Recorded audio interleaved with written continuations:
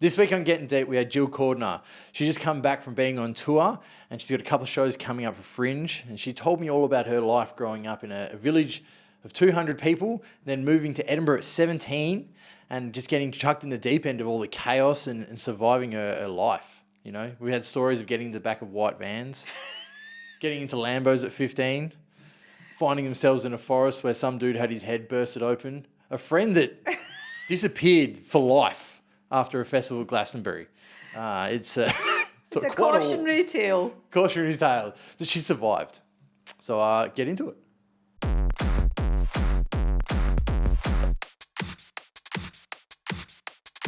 What's it been like touring the world?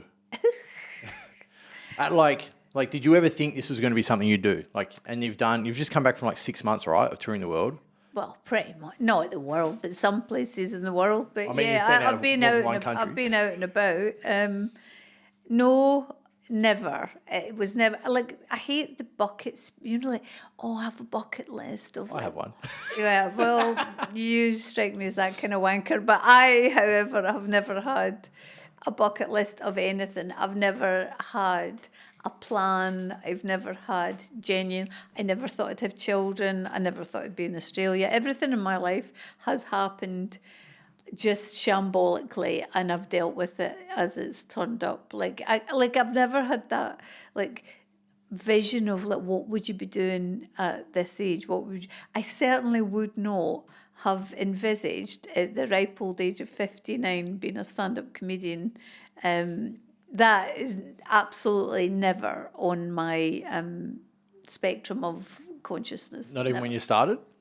No, definitely no. God, even worse then. Because when I started, I think my marriage was kind of unhappy, and I was a bit sad, and I needed something in my life that was joyful or funny, and there wasn't anything joyful in my life apart from the kids, obviously, but I didn't really have much fun in my life, and that's the God's honest truth. I loved my work, but that was it. I didn't have much fun, you know. I didn't have external fun stuff, you know, because I'm quite antisocial and I'm a bit awkward around people. So I couldn't join groups or anything like that because I hate, honestly, I can't do any of that. I didn't have an extended group of female friends to go out on weekends to margs and that. I'd rather die. I honestly rather would do 50 lines of cocaine and die than do a girls' weekend so in that's Margaret it, River. comedy.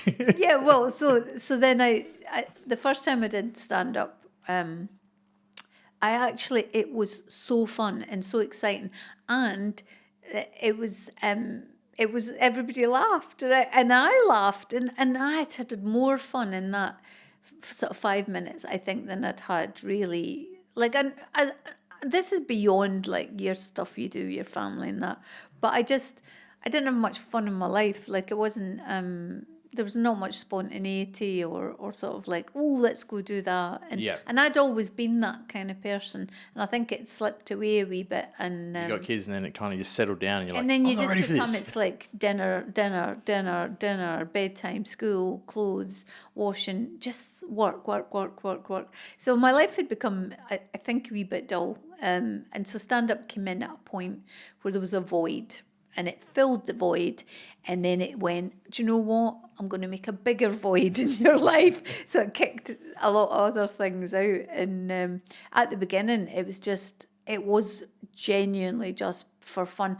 I never, ever intended or planned or imagined I would get to a point where I could do it, you know. Also, thanks to our sponsor, Ian Knight Real Estate Team. If you're considering selling your house, you have to give these guys a call. It's not just a one-person real estate agent trying to sell your house. It's a whole team of people making sure they can get your house sold for the most possible. And at this time, where the prices are so damn high and you want to cash in, these are the guys to call. Seriously, give them a call if you're thinking about it. Even if you're not thinking about it, give them a call. Yeah, to take it around and. Well, I think to be you can never imagine the next step, and you can never imagine the next step. You can never, and there's all different levels, and I'm not I'm probably in the middle of the levels. You know, if it was like a video game, there's quite a few more quests to achieve. I could imagine quite a lot more quests to go. But every year goes by, I get further on, which brings me great joy that there is progression. And I think as long as there's progression, like you're doing all right. You're not getting stuck in that same hamster wheel that you're in before. Nah, I'm not. I always have to be doing more or different, or it feels like I'm pushing something. Or else, if you're not going, I think being a comedian is like being a shark. If you're not in forward motion, you will drown. Yeah. And that is it. If you constantly have to be in motion, Improving, getting better. just in motion, you know, you have to just be moving forward in some way. And if you're not really, like, it's not a career, I think, that tolerates lackluster effort. If you're not truly 100% going forward, you go back 5,000 paces. You can't take time off. There's not like, oh, you know what, I'll have a couple of months off and like regroup. You may as well burn yourself. Yeah. Kill yourself. You know, like it's pointless. Like you have to always be. You'll be forgotten in minutes. Seconds. Yeah. Yeah. Seconds. Honestly, go on holiday for 2 weeks to Bali, you're dead. Yeah. Right? It's like, who are you again? Who are you? What do you mean holiday? What's a holiday? Holiday's for absolute losers. Yeah. So there's that. The only holidays you have that you're permitted to have, really, I think, is if you can tie in a holiday with work. Yeah. So it's like I do the Edinburgh Festival, which I love, and then I have a holiday in Scotland afterwards. So. Or during the day. Oh, I suppose you're probably doing gigs during the day in Edinburgh. Yeah. Oh, yeah. Oh, Flat day seat. and night. Yeah. It's fabulous. So. You grew up in Scotland, right? Yeah, I lived in Scotland for 39 years. And then you came here. Yep. Ah. Yep. So you moved here like after, I'm not even that old yet. It's like me leaving this country and going somewhere else. Yeah. But again, like I never had plans to come to Australia. Like that wasn't on my list of like places to visit. I just met an Australian in an Italian ski resort, and that was it. well, I do a joke about it, which is like I go up to him at a bar and I said, I'm Gill, and he goes, yeah, nah. And I was like, how exotic. How exotic. I have to come here to the... Exotic. Because I thought that was an enchanting accent. And then I got here and everybody talks all that and it seemed less, Like, less cool. When I got here, I was like, I could have had my pick of the Australians. If you came here and first. then he shagged the first one I met. Sorry to Lila, but that's your dad.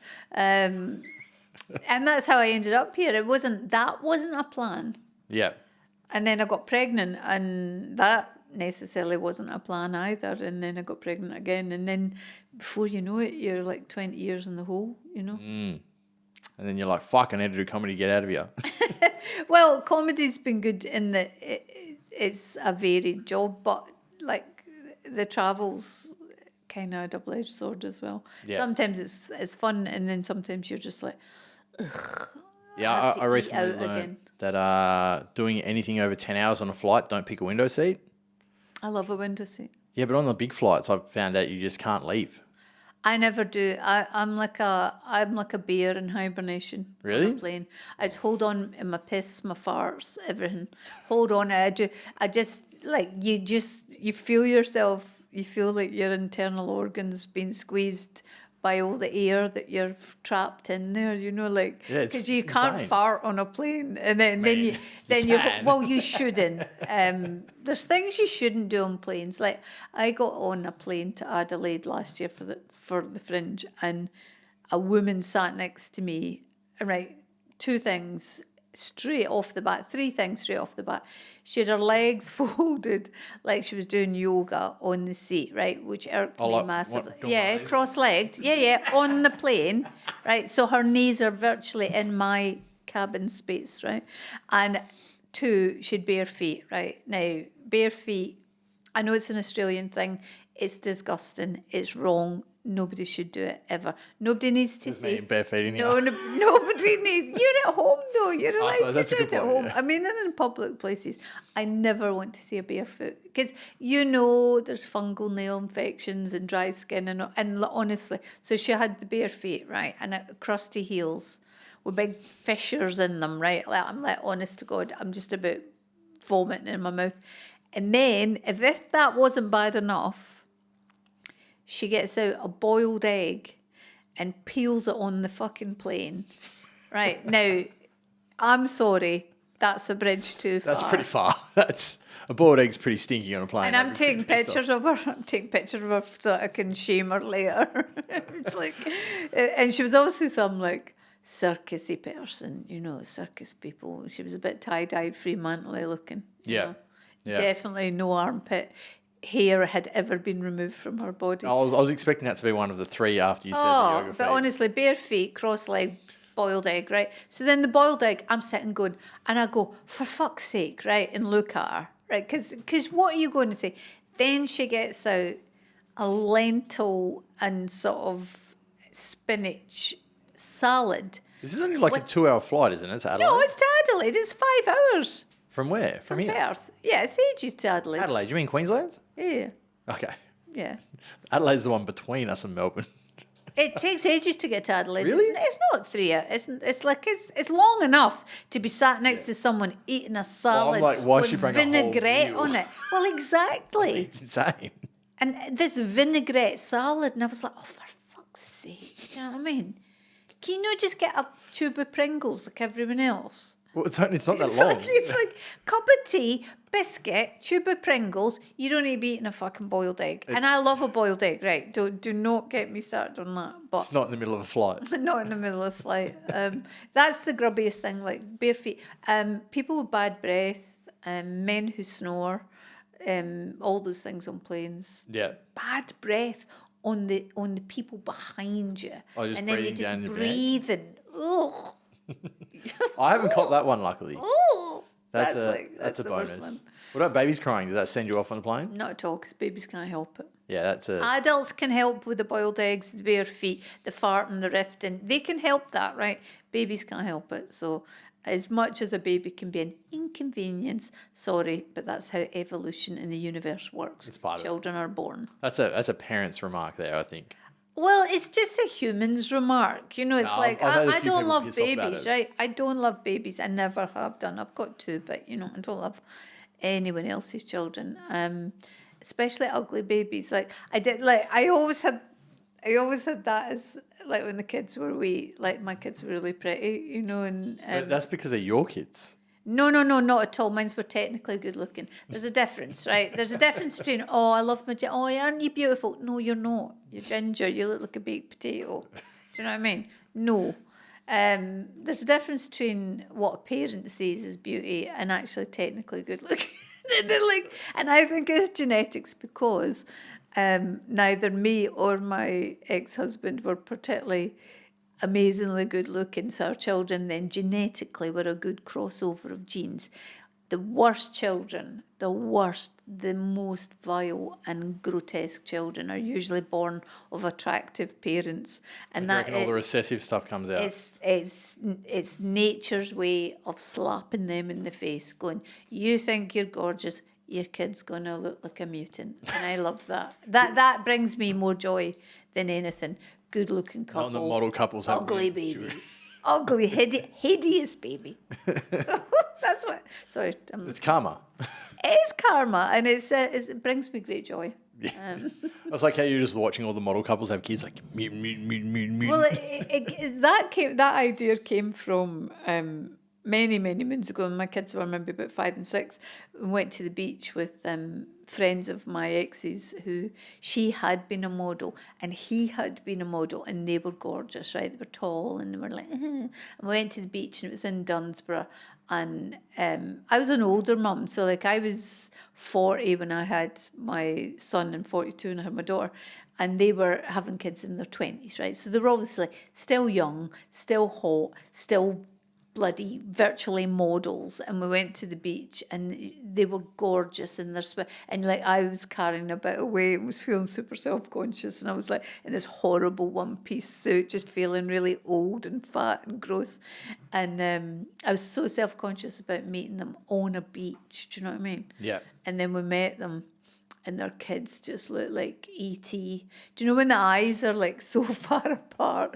They were like a cross between a hammerhead shark and E.T. They were just like, you could have driven a Just bus. the- But not in an attractive way, but just in a really, really weird way, right? And like one of them one of them had these really wide-spaced eyes, and the other one had a massive forehead.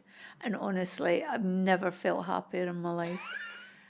Do you think it's the ugly duckling thing? They're just going to turn into beautiful swans, but No, I don't think so. I don't think it always works like that. I think people, like, not everybody has, like, some people have hot periods in their life, you know, where they look great and then they go off the boil. Like the popular kids at school, the popular girls at school, all who had like big tits and like really great hair, they're all absolute hounds now. Because I went to a school reunion, and there was two of the popular girls who were always the ones that everyone loved. And their hot phase had obviously been and gone. They in high peaked school. too soon. yeah.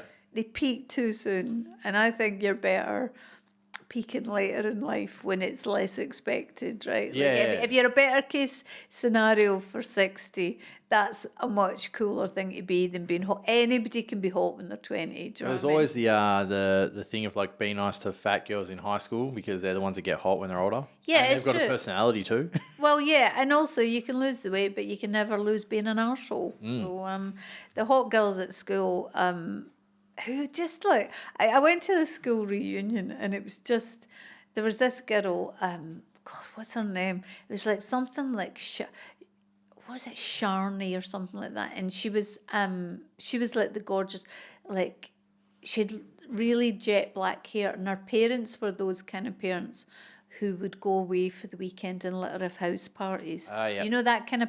Yeah. And it's like, who would do that? See, when like now you've got kids, the thought of going That's to dumb. your 15-year-old, there's the house for the weekend, bring all your mates in Go to for gold. vomit on all my soft furnishings, which will never be cleaned again. And she always had those house parties, so she was always dead popular, right? And she was good looking. So we went to this reunion, and so we're all like, we all must have been in our sort of mid-50s at that point. And she was dressing exactly like she did, and like she styled her hair exactly like she did. Same as high school. Same as high school. Like she'd on these like white jeans and heels and that, and she dyed her hair, because people with black hair, you're going to get grey. It's a fact, Yep. right? Okay. It's no shade there, but anyway, her hair was pitch black, right? And I went, you still got the black hair. Says no greys, and she went, no, it's amazing. There's none. I was like, your scalp's purple, right? It's like you've totally just bottle dyed that. You know, like... You just lied about it. Just like, And she's still it's lying sure. about it. And I said, oh, you look great. And she's like, yeah. She goes, amazing. I says, you just look, and you do all that thing. You look exactly like you did in school. And she's like, yeah, you know. She goes, I've not had any work done. I was like, that. Aye, right. Those tits are, you know what I mean? They're so high up, you could lick your own nipples. You know what I mean? Like, she definitely had them pumped up. Yeah. And I thought, do you know what? Like, it's great. Look how you want it. Don't deny it. Why lie about it? Like if I got surgery, I 100% would. You kind of have to address it. Otherwise, it's you weird. Do. You do. I had when I lived in Aberdeen, there was the owner of the gym I used to go to. His wife worked in reception, and she'd been off sick for 2 weeks. Nobody'd seen her, and apparently she had kidney problems, and then she came back with new tits, right? You're like, and then, that's a kidney problem, eh? and then denied, like never referenced it, but she would be in a bra top at all times with these And new just tits. acting like it was and not just happening. and I would be and I suppose really when I think about it, these were the seedlings of being a comedian. I'd be at the counter going, so how's your kidneys? You know, like what happened? That kidney stones can be terrible, and like leading in this huge trapping her. duplicitous trap. And she was like, not once these huge, and they were She didn't huge. slip at all. No, she was in like a bra top, like with the biggest tits you've ever seen. Did you ever just say, they're pretty cool? I just kept leading her around to it, going, that's a nice bra top, and that, like just trying to get her to the point of confession, and she never got to it. So I don't know that I would get plastic surgery, but also I don't know. I think I'm too lazy to do it. Yeah. Like Too much recovery time? I think so, and also there's that worry of you just looking like just not like it goes like, wrong? Well, just not like you. Like maybe you would look better, but you look nothing. Like You've taken away from your original self. I think so, and I think for it to have worked, it would in essence need to make me look totally different from how I look. Do you know what I mean? So It's like, I've got to turn myself into a mutant to be like I don't know who I am anymore. Like if you look like Kylie Jenner, she's had that facelift. That is incredible for a woman in her whatever she is, like 70s. I don't know which one Kylie is that to do. Cher, no, that's no. And Cher's had so many plays, and like, she looks amazing. Like fair play to her. However, isn't Cher like 80? yeah, and she looks amazing. But her body looks banging as well. But she's 6 foot tall and always been sort of model proportions. I have never been of model proportions, so You're like, fuck it, no plastic surgery. It's not on the cards. I don't say no. I honestly, I think, knock yourself out if it floats your boat. For me personally, I think I'm too big a coward. Yeah. I quite like some elements of my visage to be differently. However, 2 people recently have said to me, you look great and it's lovely to see a woman aging naturally. Which I was like, that is such a double-edged sword. Yeah, it's like a backhanded compliment. It's like, you look great, but you look old. It's like, but I am old, and I'm all right with that. So. Just accepting it. Well, no, it's a privilege to be old, isn't it? And I'm not. You didn't die young, yeah. That's a way to look at a lot of people don't have the option, so. Yeah, yeah. So what's it like touring, knowing that your kids are back here? Like, is it kind of like, does it stress you out while you're away, or you kind of just like, it's normal now, it's fine because they're old enough? No, it's never. I don't think it's ever normal. There's always societal guilt as a mother for not being 2 inches from your children, and that is just how. Possibly a bit of that's nature, but I think a lot of that is the fact that I was a stay-at-home mum for most of the kids' lives. I didn't pursue a career. I was a traditional mother, like when I think about even saying those words makes my skin crawl a wee bit. Traditional mother. And you kind of make a rod for your own back when you do that, because you're on hand for your kids, like all their life for everything. Do you know what I mean? And then it's like, what have I got left? Then there's nothing for you. And then when you step away from that, it's like you're the worst person on earth. And it's like all you're doing is what most people do for work, is every not day. Be there. And it's like, by not being present, when you always have been present, feels like a bigger wrench than... I remember when I dropped off...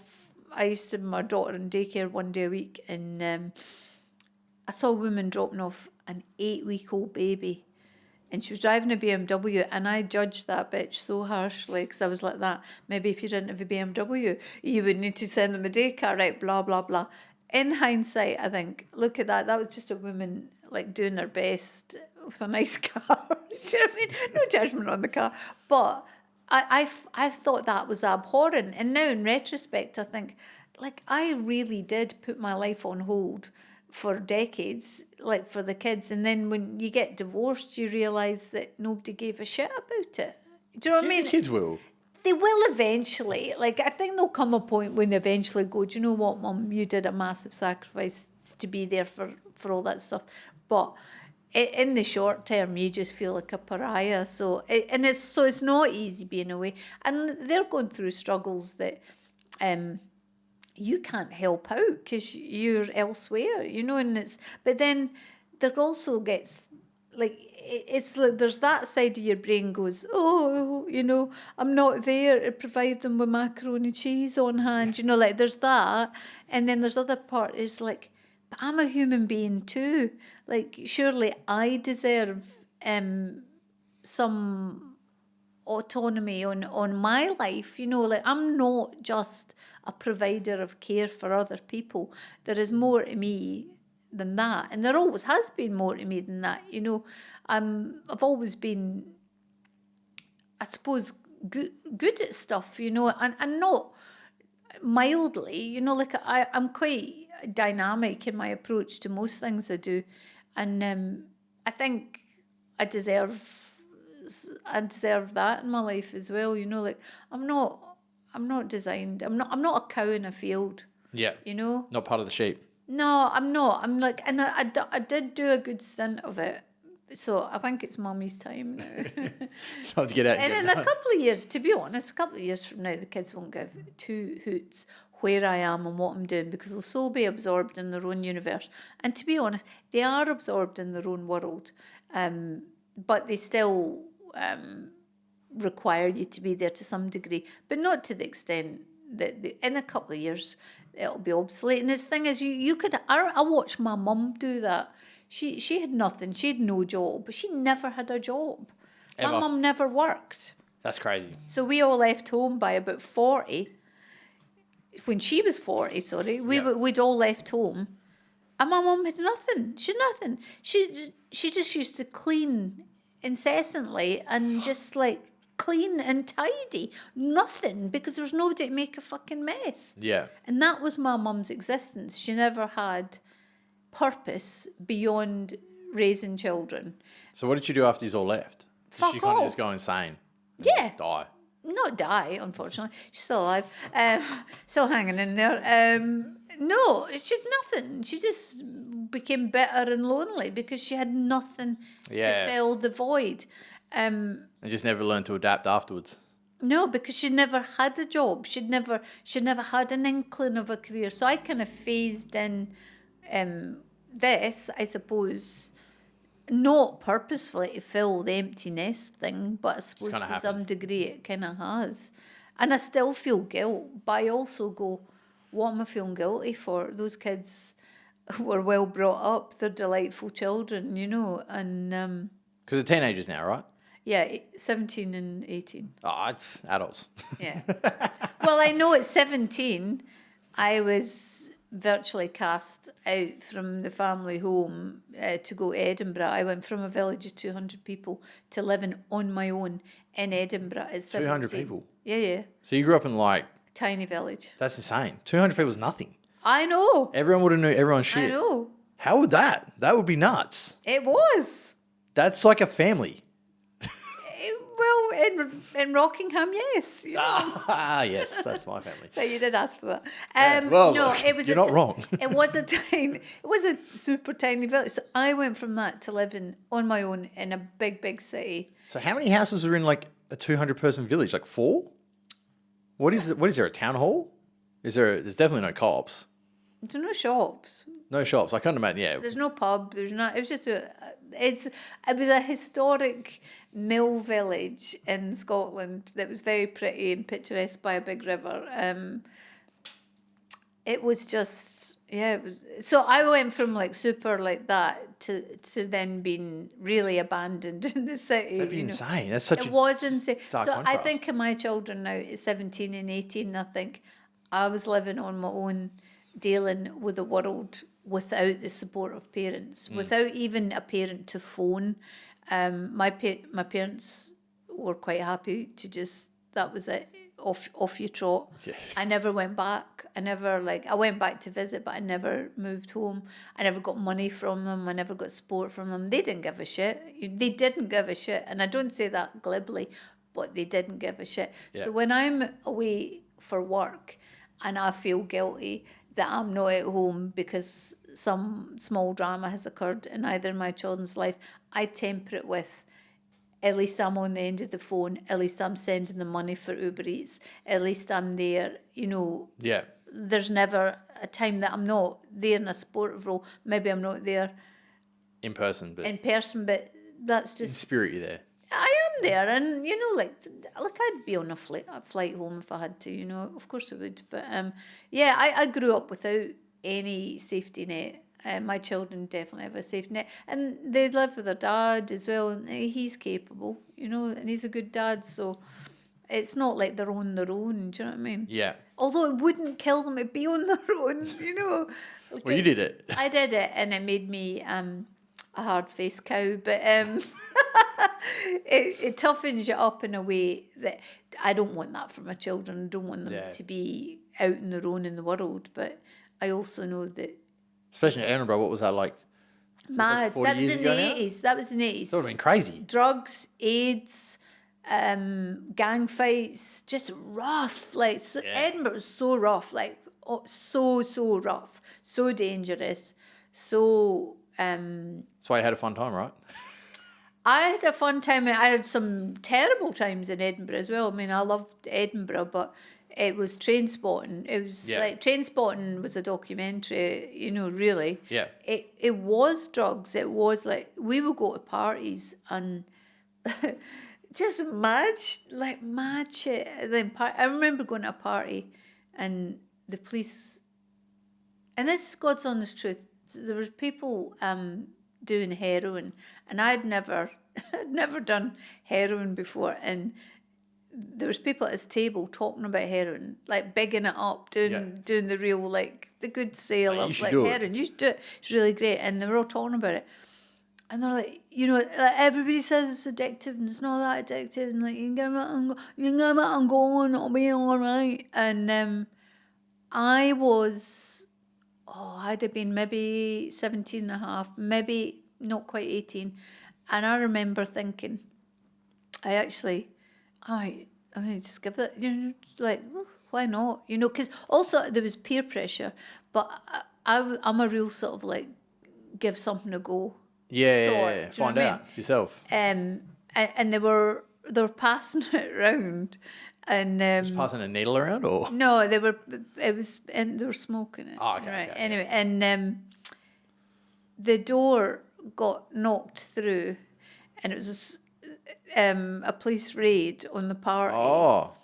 And just before it got to you? Just before it got to me, and within 2 minutes, my life changed hugely because I didn't do heroin, thankfully, and I realised that there are limits to how much peer pressure.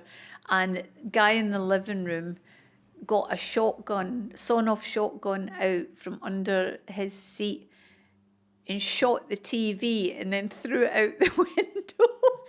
In front of the police? And then the riot squad came, and that was what parties were like in Edinburgh, right? Like, and then I'm like, that seems so pointless. Fuck. I'm not there to cook dinner for my children every night. I'm sorry, but like honestly, I think of you know what I mean? It's like you've got to keep things you've got to keep things in perspective of like what you can deal with.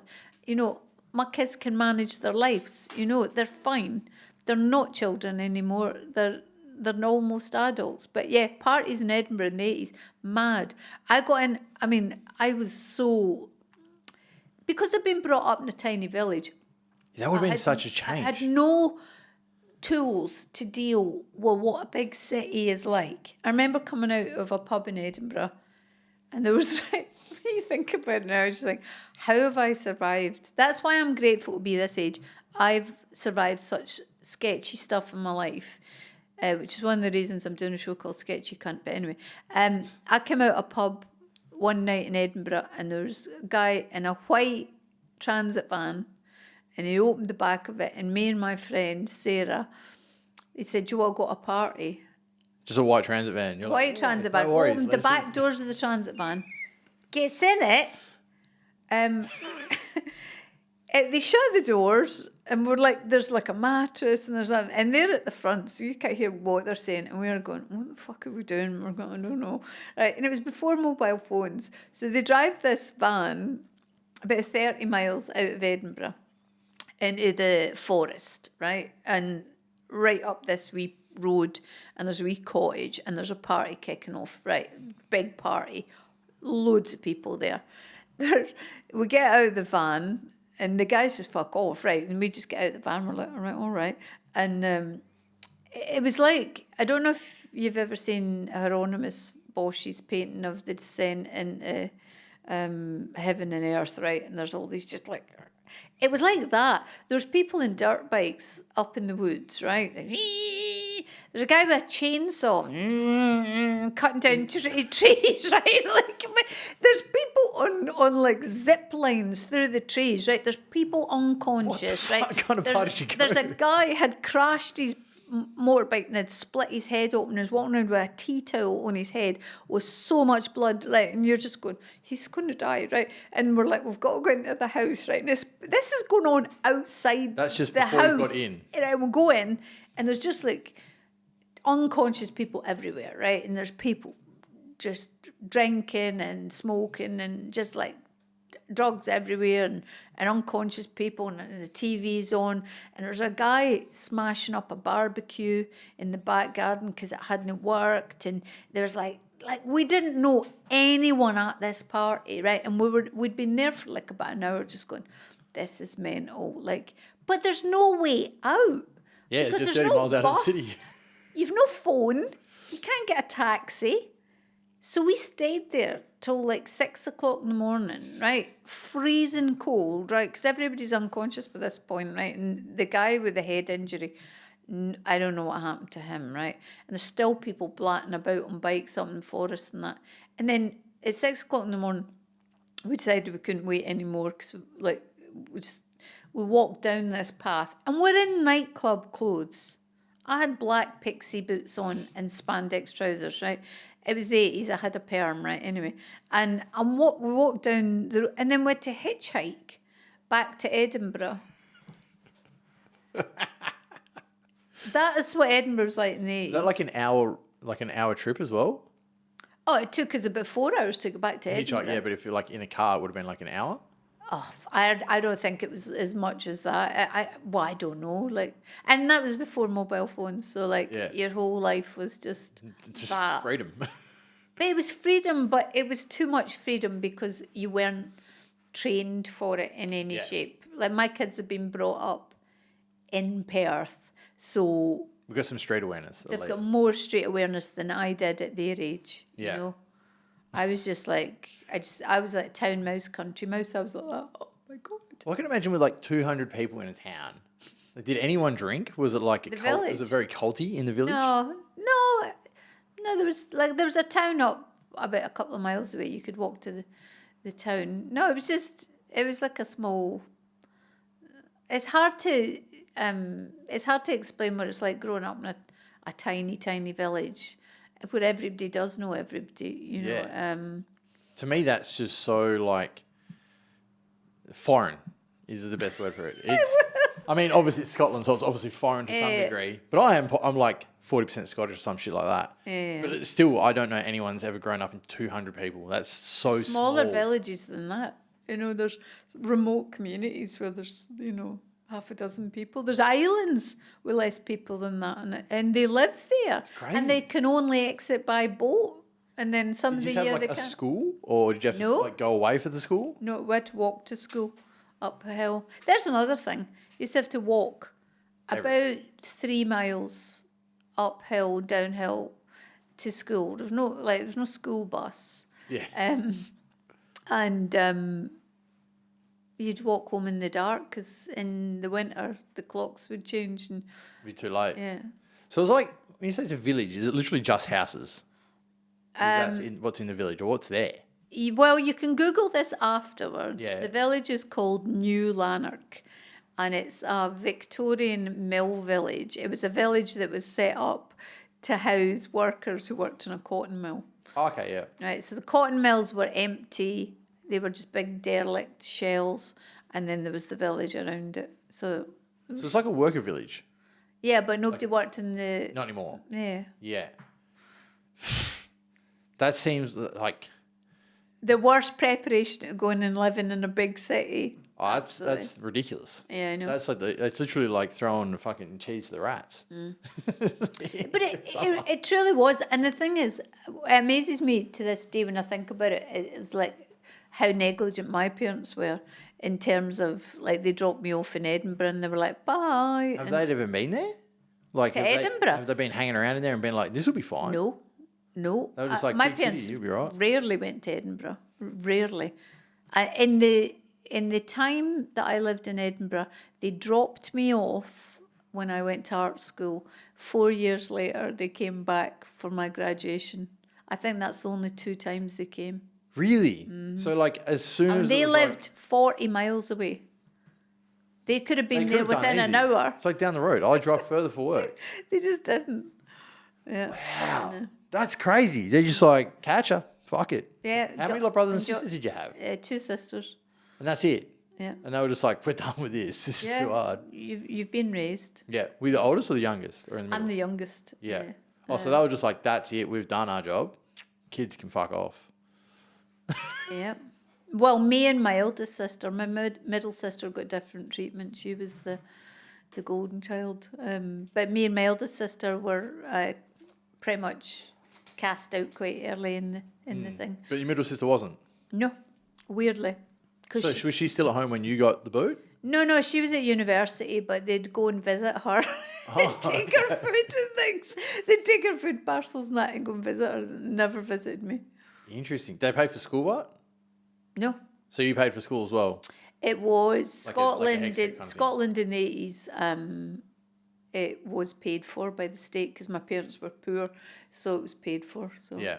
I gathered they were But I had a living job. I had a job to. So I worked in a pub that opened till 4 o'clock in the morning, and it was one of the don't roughest, have those one of the roughest pubs in Edinburgh. And I would do that, and then still be trying to go to school, university during the day. Yeah. Very hard times. And then going to insane parties in the woods. Going to insane parties, like, and always just like, went to a lot of concerts because the doormen who were the doormen at the pub I worked in Edinburgh were also, they would do security at the Playhouse, which is a big music venue at the top of the street. And they used to get backstage passes and VIP passes to a lot of bands, and they would give them to all the young female bar staff because they would be given these to give to hot chicks to be crew sluts, and groupies. And you would get you get in and you get backstage and a lot. We used to get to go to a lot of parties and that, and never shagged anyone. We used to. I used to rob them. I used to steal a lot of their stuff. But we used to get to go to a lot. So if any bands back in the 80s in Edinburgh, and you wonder where your shit went. In hotels. My friend of mine, she stole Vince Neil out Poison's jacket. Motley Crue. Motley Crue, sorry. Yep. She stole his jacket. We went to a party, I think it was in the Hilton, and I stole a bottle of bourbon. But you'd be given backstage stuff. I saw a lot of bands that I'm so grateful for having been on back in the wings on I stage. imagine in the 80s you would have seen some of the best bands. Saw everyone in their heyday, so it was great. Yeah. So there is a joy. There's another joy for being older, is like all the bands that people were paying hundreds of dollars to stand in some soulless arena. I saw in a small venue. Do you know what I mean? And got backstage passes half the time. Yeah, and it was a great time. Music was a joy to be into music, and because you could see bands really before they were like super big, and it's been great. I always loved music. It's been a massive part of my life. I would be musical if I could have any choice. But comedy's the backup. Comedy's actually the thing that I can do. Music I can't. So what's kind of like the big differences you notice now from being like the party animal in your 20s in Edinburgh to being a comedian performing in Edinburgh? Like, has the town changed a ridiculous amount? I imagine it would have. No, really? Edinburgh never changes. Edinburgh's Edinburgh. Edinburgh is how Edinburgh feels is a constant in life. It's like the Edinburgh Castle. no matter what happens in the world, it'll stay there. It's like what was cool about Edinburgh is still cool about Edinburgh. It's not as sketchy for me because I live in a different world, and the 80s were mad. But the vibe of Edinburgh during the festival is just there's nothing can top it. It's like there's nowhere on earth I'd rather be in August than Edinburgh. And that's the truth. You could offer me anywhere and I'd still be in Edinburgh. It's a different world, you know, and like people who do the festival know what they mean. It's just like it's such an incredible city in so many levels, but you know, like I've never seen anything bad. Like it seems to be less problematic than. Do you think that's just because of who you are now versus who you were Possibly, I don't live such a dangerous life, you know, like, and I did live a like when I think about it, I did, you know, like I was. We're getting in the back of white vans to go out into the middle of the forest with random dudes. Yeah, it's pretty dangerous. So dangerous. I mean, and I drove a motorbike. Like I had a motorbike from the age of 18. I had my bike license at 18. I didn't get my car license till I was 21, 22. So I drove motorbikes. That's pretty normal over there, bud, isn't it? What? To have a motorbike instead of a car because it's easy to get around, or? Nah, not really. Not for girls anyway. Girls never. There's very few women. I was always attracted to things that women weren't meant to do. You know, like I love bikes because like I just love motorbikes, and so that's something I massively miss. At night in Edinburgh, once everybody's home, everybody's gone to work, all the rushers, we used to just go out on our bikes and just drive about in the cold, in the dark, and that. Just a whole not a gang of us, but like a group of us would go and just drive about on our bikes and that. And I loved that. I really loved driving about Edinburgh at night on our bikes. You'd always have a few friends who could do massive, great wheelies, and like they do the wheelies, and some folk could do burnouts, and everybody had their thing that they did, you know. And I just loved that. I loved just hooning about on bikes. I miss that. Go back to it yet? No, do you know what? I look at bikes sometimes and I think, I drove bikes for probably about 15, maybe more years. And I had a few quite bad accidents. No, it didn't kill me, obviously I'm still here, but I feel like I've dodged the bullets. Yeah. And I think I was fit and mentally sharper then, probably. I'm quite sharp now, and I'm not unfit, but I don't think driving a bike over here would be good. And also, to be honest, in Scotland, the roads you have to drive on are incredible, like twisty, amazing country roads. Out here, I'm not sitting on the Quinana freeway on anything. Do you know what I mean? Yeah. No. It's like I don't see the joy of that, and also I just think, oh goodness, no. So I think I've been there and done that. Do I miss bikes? Yeah, I do. But then I miss a lot of things in my life, but I don't always. I feel you should go forward, not back. Yeah. I don't want to go back to, you know. You've done that part. Yeah, you know, just do different things in your life, you know. Yeah. So saying the city hasn't changed like much at all. Yeah. But you kind of like it's safer now, you think, from what you see anyway. Like I was there in Edinburgh this year, and I was there for a month. I never saw any fights. I never saw anybody getting arrested. Nobody harassed me. Nothing.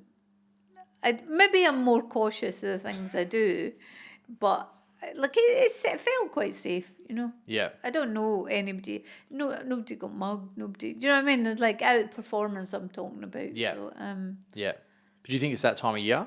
Like it's a comedy festival as opposed to just like all year round? I think there's definitely places in Edinburgh, like there is in every city, there's an underbelly, isn't there? You know. It'd be impossible not to be. Well, there just is. But city centre, yeah. I just love Edinburgh. It's a magical place. Yeah. Think about living there again? I'd love to live in Edinburgh, but until the kids have got their own lives, I think it's off the cards, really. Do you know what I mean? Like, just drag them there too. Well, they wouldn't have it because, like, it's my home. It's not theirs. Yeah. You know? And it always will be my home, even though I've Well, been it wasn't here your home until you were 17. Yeah, I mean, Scotland is. Yeah, okay, yeah. Yeah. Edinburgh's just an extension of the Scottish dream, really, Yeah. isn't it? Of the whole country, yeah. Yeah. Yeah. Yeah, I don't just love Edinburgh. I love so many parts of Scotland. And now I've started playing golf. I've turned into that total kind of wanker. Scotland is the best place to play golf. Really? Oh, God, yeah. Okay. The best. So now you're like 59. I'm starting golf. That's it. I know, mad. And there's 510 golf courses in Scotland. That's ridiculous. It's a tiny country. Yeah. There's golf courses Do everywhere. you reckon your 200-person village has got its own golf course now? There's one, a really good golf course quite near the village, up in the main town, which is Lanark. Yeah. Very good golf course there. Have you been back to the village like in the last 20 years? Yeah, a couple of years ago I went, yeah. Is it still 200 people-ish? Yeah, only they can't build. It's a conservation area. You're not allowed to build in it. Really? Google it afterwards. You should, on your podcast, pop a picture up of New Lanark. It's madly beautiful. It just sounds so Like like... a utopia. Like growing up there, it was like a utopian dream. It was like this community of people who'd come to this derelict, abandoned village to renovate it and turn it back into a village. So when we moved there would have been 30, 40 people lived there. And it just kind of grew to like 200. People bought the derelict shells of buildings, renovated them and moved into them. Are your parents still there? They're in the town up the road. But here's a funny thing. We stayed in this rented flat or apartment in the village while they were building out, while we were doing out our house. And an old woman had died. They'd moved her out of this flat and we got to move in. There was a room in this flat, still had her bed in it where she died, and the mattress, it was like a horsehair mattress and feather eiderdown. There was a indentation because she died and been there It's just like... a while. It was still in the flat we were living in. Well, you just didn't move it out either after you moved in. My parents didn't think that would be traumatic. I was about 7. You're like, oh, there's a The dead lady's bedroom, mattress in there's there. the bedroom don't go in that bedroom where the dead woman's body shape is still on the bed. Yeah, no, that's pretty fucked up. Who would do that to children? Did you ever like get worried about ghosts and things? Always. Like ghosts. Jeez, this was a Victorian mill village. There was hundreds of people lived in these houses. If ever there was ghosts, they were in that village. Did you ever have any experiences or not? No, because so you're like, I'm no, not a they're not real. child. Well, you were when you were there. Well, I was, even as a child, terrifying. And rats. Oh my God. Just rats. It's everywhere. It was hideous. It became quite bougie in the end because a lot of posh people moved in because it was like this beautiful village. So we were poor, but our neighbours were rich. And so I got second-hand bouginess from my neighbours, not from my parents, who were very austere and always like total sort of misers with money and things. So like we had nothing. But we did have the first microwave in the central belt of Scotland, right? Because my dad had read some article in some science journal and sent off to America in the 70s for a microwave, and we had the first one. Nobody had a mic, and we had a black and white TV. Yeah. And we had a microwave. Do you know what I mean? Like, think about that for madness. And my dad had laminated this list of things that could be microwaved.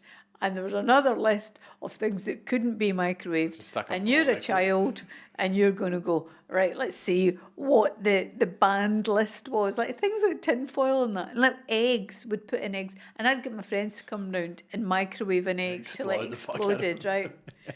And people come round with things to microwave to see what it did. And my mum and dad only got rid of that microwave about 5 years ago. Lasted that long? Yeah, It was like a was 35-year-old massive. microwave. It was so big they had to put an extension on the worktop to fit it. Oh, like that big? No, it was deep. Oh. Really deep.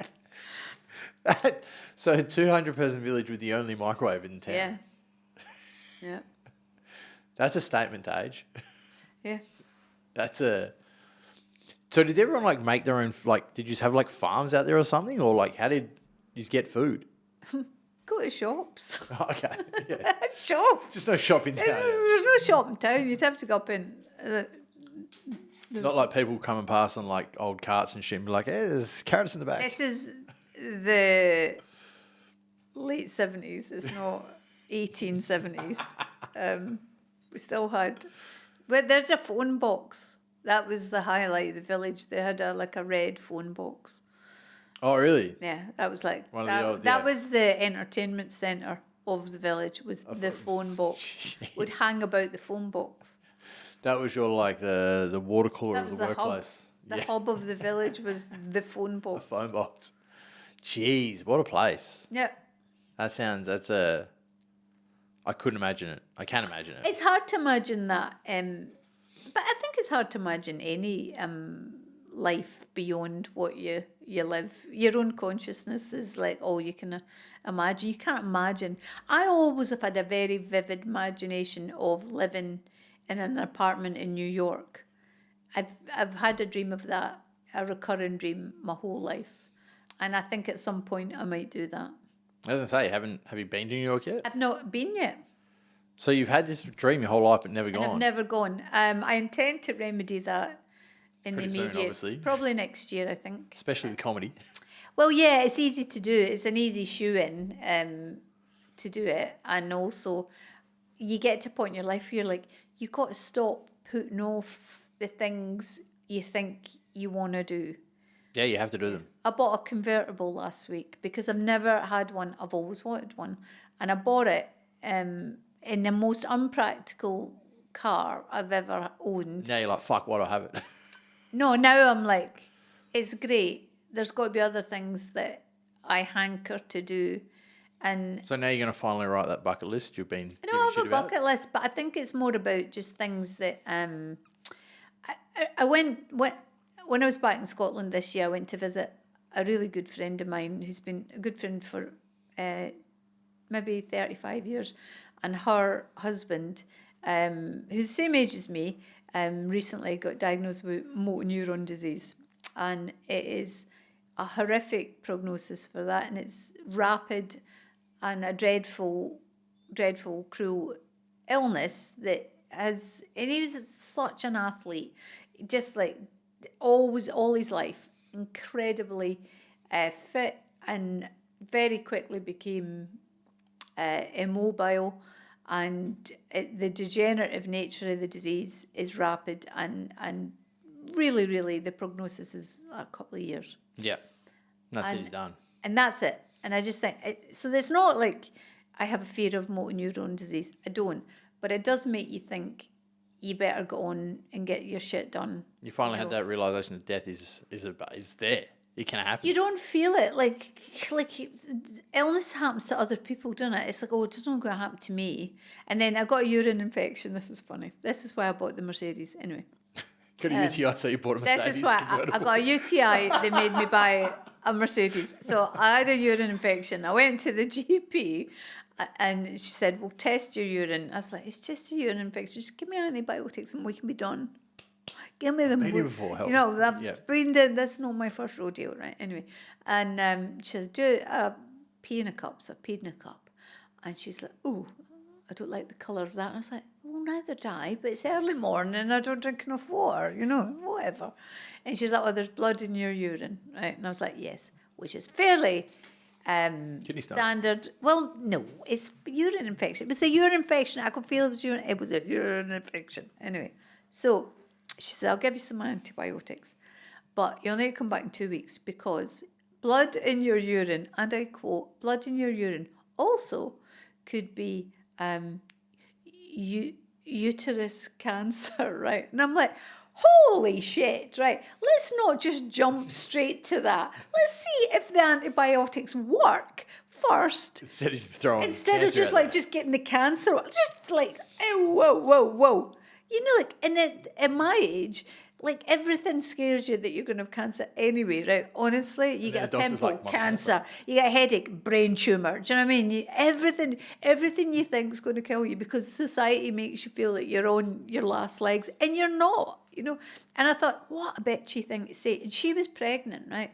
She's like about 7 you're months like, pregnant. And I was going to say, her, stillborn. watch those stairs. That can happen, you know. Don't cough. You could lose that baby, you know. Just it's such a shit thing to say, though, isn't it? It's like I've got a know, UTI. Nah, it could be cancer. could be cancer. It's like it could be a lot of things, bitch. Do you know what I mean? Anyway, so I left there and I thought, I'm going to go and get that car. I'm like, honest to God, right? Like, the point is whether I am dying of cancer or not. It's not the issue. The point is, you absolutely could be. And do I want to go to the grave not having owned a nice car?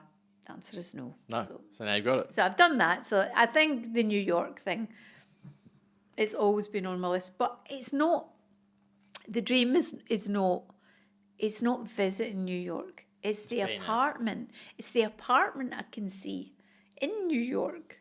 But I mean, the first step is being there at some point. The first step is at least travelling to see if I like it before I... You might have glamorized something that just sucks. 100%. And I mean, have you ever done that? Have you ever like bigged something up Heaps. so much? Yeah. You know. I actually like ticked off a big thing of my bucket list this year. I went to Burning Man, and I've been trying to go for 15 years. Well, and was that rubbish? It was amazing. Oh, it was good. better. Oh, wow. It was like I couldn't. Everyone was like, "I'm surprised that you've had this outlook. You've wanted to go for so long. You've and had it like, this actually massive thing in your achieved. head." Yeah. Yeah, and it was better than I expected. Because I went to Glastonbury in 1984, and Glastonbury was incredible, and I have wanted to go back to Glastonbury ever since. I did go to Glastonbury with 4 friends, and this is how different times were. I got a bus from Edinburgh to Bristol, and I had a Sony Walkman because it was before CDs. With the cassette? Yeah. And I had prepared so well. I'd bought 8 packs of Duracell high power batteries, right? I was ready for the journey. However, I forgot to put in cassettes. I had 1 cassette. So it's the same thing on I repeat, listened though. to this Frank Zappa album on repeat for 8 hours. And it was a great Good choice of album. music. It was a great album. And if I had to be stuck with one person, it'd be Frank. So I get to Glastonbury, and we set up the tent, and then the task was we set up the tents and everyone's going to go out and get drugs because that's what you do. Yeah. My child said. Just fair enough. And this guy that was with us, I think his name was Willie, came back and he goes, I've got some water damaged acid, right?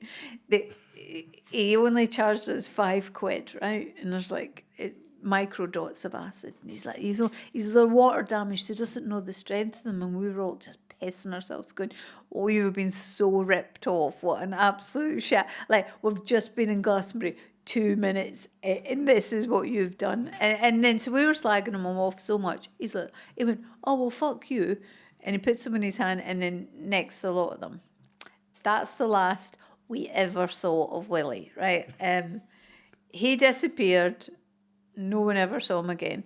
And ever. Well, to this day? Well, I don't know to this day, but we went back to Edinburgh, and about 4 weeks after Glastonbury, his parents came to the flat and says that nobody had seen him.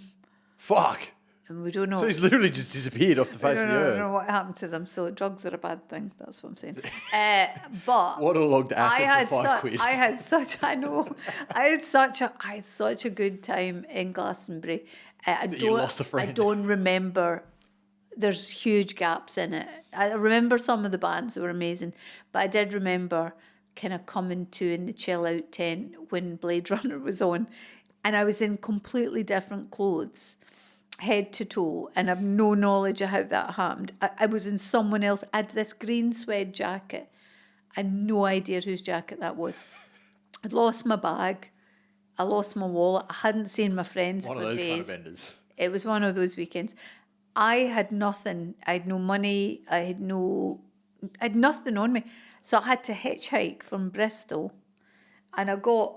Oh, this is to leave. This is to leave, right? I had nothing. Someone else's clothes on, and so I hitchhiked, and there was a bus leaving Glastonbury, and the bus driver says, "Oh, where are you going?" And I went, "Scotland." He went, "We're going to Glasgow." I was like, "That magic," because I lived in Edinburgh. So I got on this bus, lovely bus. There was people behind us had sandwiches. They gave me sandwiches. Someone gave me a drink. It was great. No Walkman for the way back. Don't know what happened to the Walkman. Did you not go back to your campsite and try? Couldn't find it. There's hundreds of thousands of people. So you got so fucked up that you completely lost your I never campsite saw and my everything. friends ever again at that party. We went to Glastonbury. I saw them at the beginning in an hour. Let's split up and do a recce. Never saw them again at all. So got the bus back to Glasgow. I'm getting off the bus, and guy's in the seat next to me. He goes, "Where are you going?" I says, "Oh, I'm just going to see if I can hitch through to Edinburgh." He went, "Oh, I've got my car. I'm driving through Edinburgh."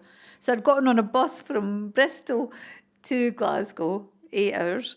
Got off that. This guy drives me. He goes, "Where are you driving to? Where are you staying in Edinburgh?" I says, "Oh, Morningside Road." He says, "Oh, I just live up the road." Literally got dropped off at the road. I got home 4 days before any of my flatmates. It took them that long to get back. Jeez. They were all hitchhiking as well. Was this just the go-to? It was just hitchhike back from Hitchhiked festival? everywhere. Used to hitchhike everywhere. There's another thing, like madness. That I remember hitchhiking with a friend of mine, Barbara, when I was 14, 15. Fuck. Right? And we went on a youth hostel and holiday in Scotland, right? And we hitchhiked to save money so we could spend it on drink, right? Because that's what you did, sorry. But we did. And I remember we got picked up by a guy in a yellow Lamborghini, and it had tiny, tiny seats in the back, but the guy was super creepy. Of course. So it was we were drawing straws to see who had to go in the front, right? So Barbara went in the back with the rucksacks, right? And she was sitting like that. And I had to go in the front with this super weirdo, because we were 15-year-old girls, right? Yeah, getting in a Lambo is crazy. Right.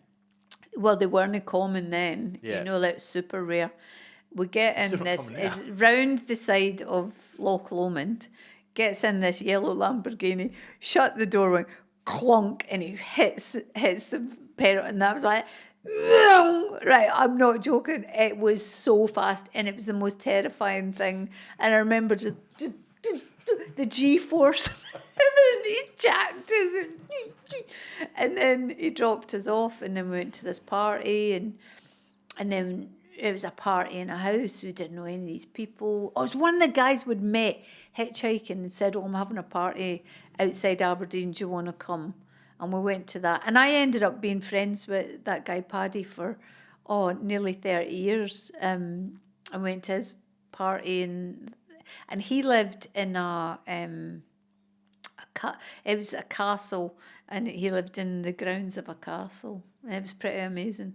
So it's even though I did a lot of sketchy stuff, I always survived. I feel I'm one of life's survivors. I've gotten through some really tough scrapes in my life, and possibly that's what's made stand-up bearable for me. Is You've already done the dirty shit. You're like, "Oh, this is fine.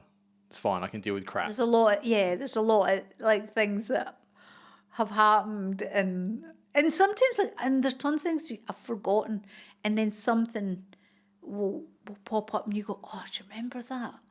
Which is mad, Yeah, jumping in a car at 15 into some creepy dude's Lambo is nuts.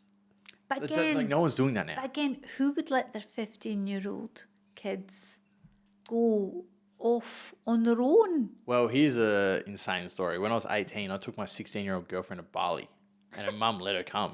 And I thought about that as an adult, and I'm like, that's fucking Who retarded. would do that? That's dumb. I know. That's so I know. dumb. I mean, as the child, you're like, yeah, let's try that, right? Because that's what kids do. But where's the parent going, no, I don't think you should. That's pretty dumb. Yeah. Probably shouldn't do that. Yeah. Yeah, go with your 18-year-old boyfriend and his friends to a foreign country. That's fine. And when you think about it now, of all the things that could go wrong, Everything. everything. I was retarded. Like, this is fucking... I'm surprised any of us came back. It's dumb. And it's Bali. Like, it's not like a safe haven, especially if you're a dumb kid. I know. But I mean, I don't want to lie to my kids either. I've never been the parent that pretended I didn't do shit, because I was brought up with that.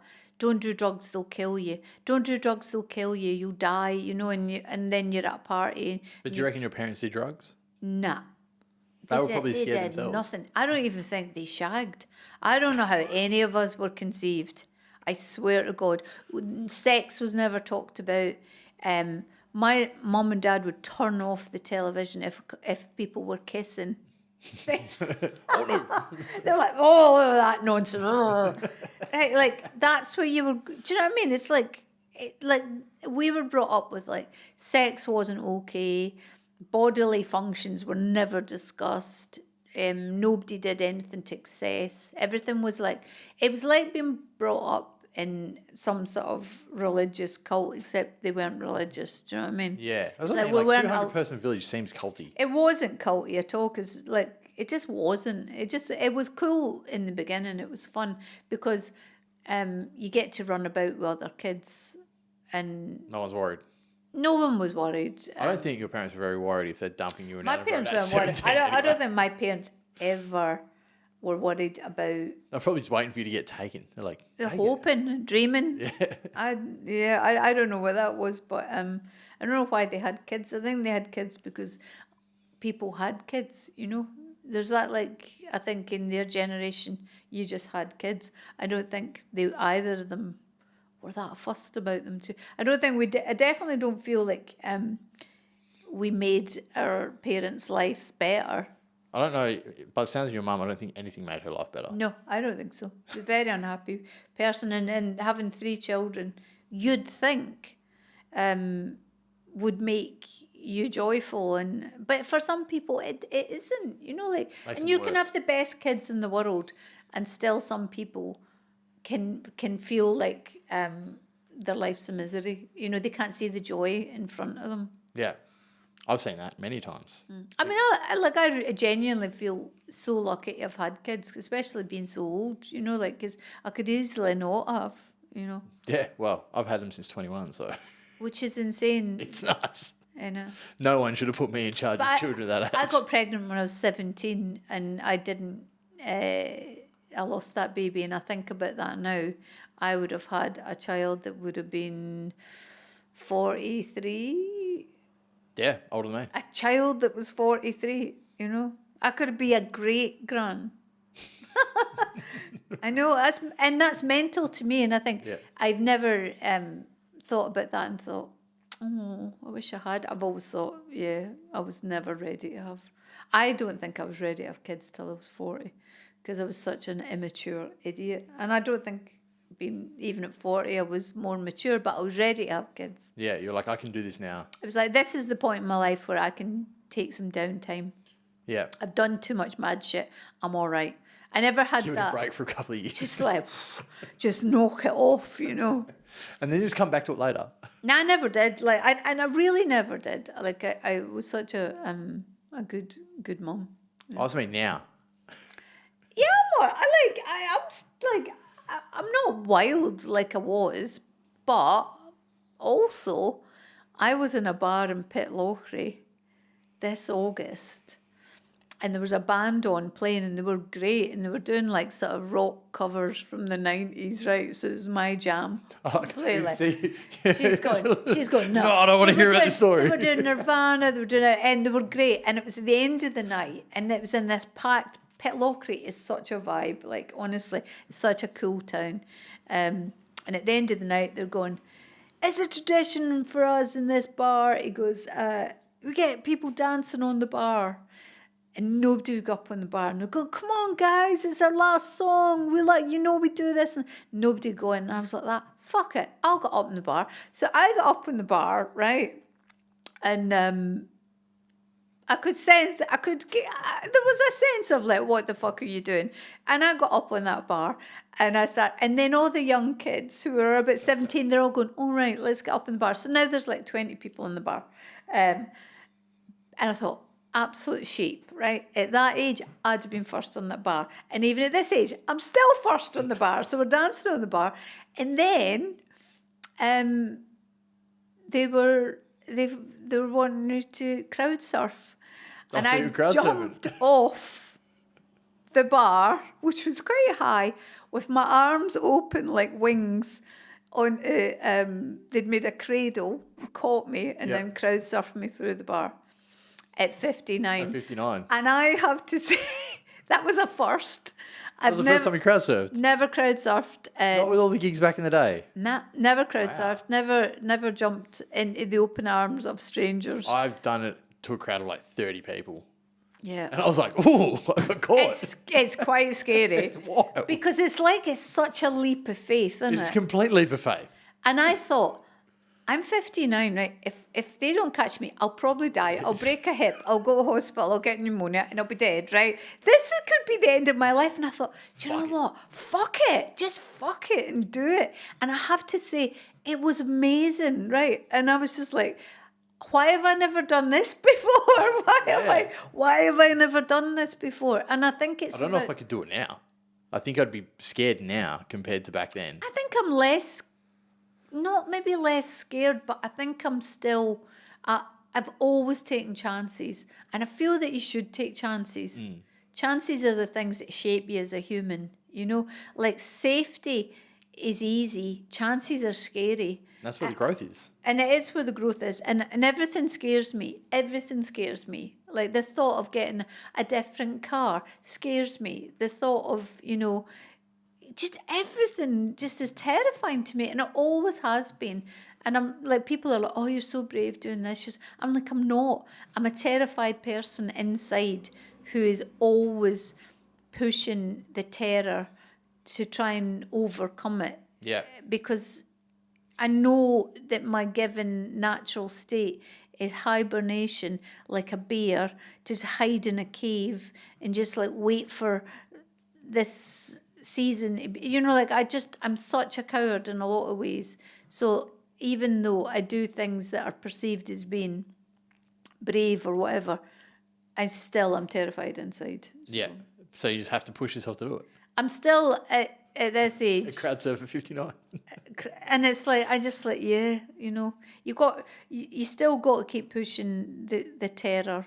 Yeah. I think. And you know what? Maybe it'll be the end of me, but I should die. I should die as I've lived. Yeah. Yeah. Not stop and go stagnant. Irresponsibly. So I've kind of like, every time I've been at a gig with you, I kind of see you as like the truth speaker of what the women want to say in the crowd. I kind of see like, they're like, I wish I could say that and do that. And you kind of like expose it for them. I think that is definitely a thing. For a lot of women have come up to me after shows and said the same thing and said, it's lovely to hear a mature woman, I suppose, talk in a way that's not apologetic. Yeah. And isn't ashamed or embarrassed about who they are, but is in actual fact proud of having a voice. And I do feel that. Like, I do feel that it is hard in society for women to be heard, especially once you've had kids.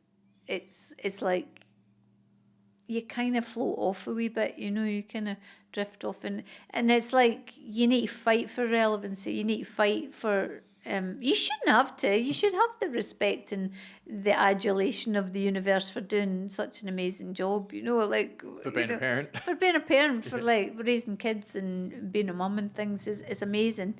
And it's really hard being middle aged and a woman, but I want to be a positive aspect to that. I want to be the best I can be of that at every point in my life, and just go. I don't see myself as a woman. I don't see myself as a middle-aged woman. I don't see myself as a mum. I see myself as Gill. I'm Gill, and sometimes I'm funny. You know, I'm an artist. I'm a true artist in the sense of it, in that I've worked my whole life in the arts, in every element of the arts, and I feel proud of that. So I feel that I'm truly am an artist, and sometimes I'm working with words. Yeah. But I do see myself as Jill, and that's how I've always seen myself. I don't really. I mean, the whole. Not as like an icon, just as yourself. Just as myself. I'm not representing anybody. You know, like I am a woman. You know, I am middle aged, but those are just some things. But I'm also a painter. I'm also, you know, an amazing cook. You know, like I can make anything. You know, I'm great with words. You know, I'm an intellect as well. Maybe not as sharp as I used to be or would like to be. I can't count. But I'm a lot of different things. All the different things that make me as a person are all what make me as a person. I don't just cling on. I don't want to just be seen as you know. I don't feel like that. I've never felt like that. I've just felt I'm a person. It's like, I think if we could just lose the male, female, that's why the whole non-binary thing, I mean, I know it gets slated and everything, but it's not a bad concept, really, because Everyone's human in the end. we're all just people. There's good men, there's good women, there's, you know, like, we're all different, but we're people. At the core of humanity, we're all human beings. And so I identify as a human being, an artist, and yeah, a gobshite as well. You know, I truly know that all my life I've opened my mouth and just let rip, and that has never changed. Have you had anyone complain? Oh, of course. What's been the worst? The worst, I got, oh no, there's so many bad ones. I've roasted people and I've not liked it, and that's been fun for me. What I'd have to say, mostly the complaints have been from women. That's what I was expecting, to be honest. I think men are just a bit like, they're like Labradors, aren't they? They're just like, when's dinner? Oh, I can shag that. Right, like women are a bit more like, you know, like they're like racehorses. They're like easier or something. I don't know. Yes, of course, there's complaints. You know, people. I once called someone hairy, and they didn't like that. They had a lot of hair. It was a reasonable comment. What, you called him hairy? Yeah, and they don't like that. Apparently that was not a cool thing to say. Oh, but you know what? Like, you can get too caught up in, like, as long as you're not a horrible bigot, you know, then just... You're not being a cunt. That's it. Oh, called many people that, of course, but they don't seem to mind that so much. But It's Australia. Australia. Oh, no, Americans, they copped it over there, and they were fine with it when I said it. Really? Yeah, you get like... I was at a bar in this place called Tonopah, and it was like 800 people, and they had on the back of the bar, no foul language will be accepted here, you'll be removed immediately. And I said to the boss, I was like, oh, is that for real? Because like the first thing that came to my head when I said that was, fuck, I'm fucked. Yeah. And he goes, no, you're all right. You're a mad cunt. You just get a cunt pass here. And I was like, well, I'm good. We're sweet. He's like, yeah, we know how you Aussies are. You're fine. I had a woman after a show in Edinburgh said to me, she said, you're very funny, but you use the F word too much. And she says, you rely too heavy on the F word. And I says, you rely too heavily on the fact that anybody gives a fuck what you're talking about. I was like, don't you dare, bitch. You know, like, you were very funny, but it's like, there's no buts. Yeah. Be amused by it or don't. I did a caveat at the beginning of my Fringe show this year in Edinburgh, which was, I'm going to swear a lot, and I'm going to talk about dicks and tits, right? And if you're offended, swearing and jokes about cocks in a world where Donald Trump's allowed to breathe, you can fuck off, right? And it was a great way of making people just for a second think, yeah, that is mental. Let's not be offended at stuff that's dumb. When we live in a world of truly offensive people, truly offensive things, you want to be offended. Choose something that's worthy of offence, right? But words, sweary words, jokes they're nothing. None of these it's so irrelevant. And so I don't accept people being offended at shit like that. Yeah. And one of my shows this year at Fringe is called Sketchy Cunt. Now, I took a chance on that thinking, somebody said to me, are you not scared that like people will be put off? Now, there is a chance that no one will come to that because they'll be offended. They'll come. I think they'll come, and the guaranteed. people that won't come are the people that would be offended at that word, and they should stay at home. That's what so you you've want. filtered out the people you don't want at your show. That was the whole purpose of Violators. Yeah. We're like most vile comedy show. No one's coming to that show going, oh yeah, they won't say anything fucked up. Yeah. It's like guaranteed. But I really do believe in swearing, and I'll tell you, one of the main reasons why is it's a massively working class thing, and I don't think there should be prejudice against the language of the poor, and I think swearing is the language of the poor, and it's like dumb to think like, oh, because I don't say words, I matter more. It's like, no, you don't. correct. It's like I grew up in like working class part of Scotland. We all swore. Everybody swore. Like Billy Connolly said, Scottish people use swearing like punctuation, and I think it's absolutely true. And I don't feel like if I toned down my language, would I get booked more? I'd get booked in different places for sure. Could I do comedy about swearing? Absolutely, I could. I like swearing, and I like swearing words. I just like the rhythm of them. I like the emphasis they give to a sentence, and I feel that they're linguistically valid words.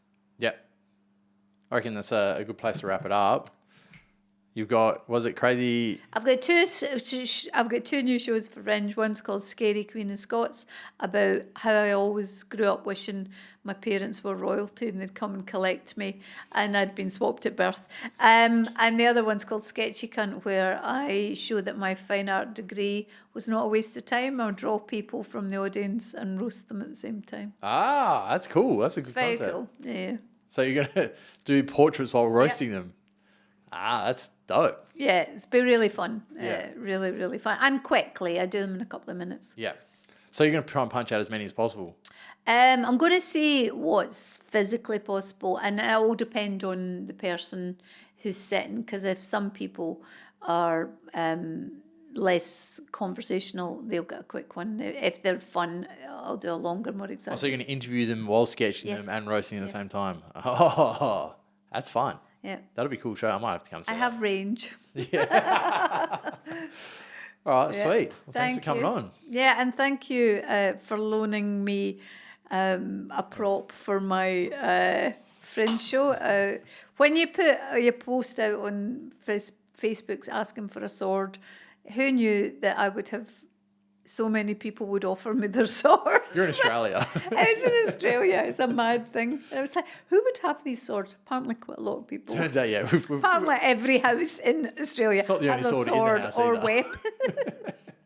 It was great. So come and see my shows. They'll be fabulous. Sweet. Thank you. Thank you, Darcy. Bye. Bye. Before I get you to go, can I get you to do, stare at the camera, put whatever face you want me to use for the thumbnail? Okay. Because that's what I've just like. I've just got to, I'll screenshot it and then take it out. And then we'll do an intro. I'll just think of what I can use for the intro.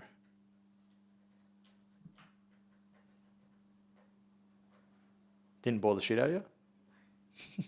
I'm never boring. I'm used to it. I'm so used to it.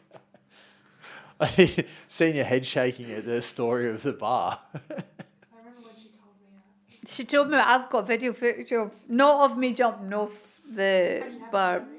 Eh? You haven't shown me? I've got pictures of me dancing on the bar, but I don't have pictures of me because my boyfriend at the time, who's filmed, is going, don't do it. And he went, He just shook his head and went, don't do it. And I went, whee! I was like, do you know what? In that instant, it was Matt shaking his head and going, Don't do it. It was like, yeah, don't don't do do it. it. Right, don't. And he's just going, don't. I was like, I'm fucking doing it.